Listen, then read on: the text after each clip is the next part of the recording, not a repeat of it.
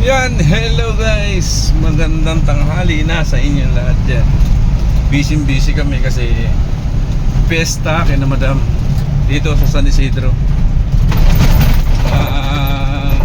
Pabalik-balik ako dito na nag-aakot ng mga gagamitin sa pesta. Yan, may mga banderitas dito sa San Isidro. Pesta po ngayon dito.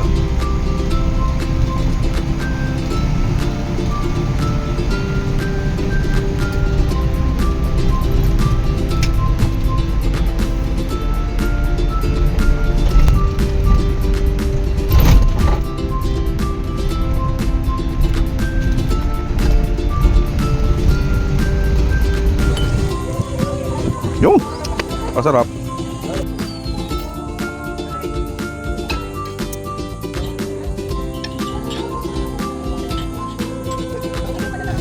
Ang matitibay na bisita ni boss. Sos. Meron pang isa din yung mag-iinom.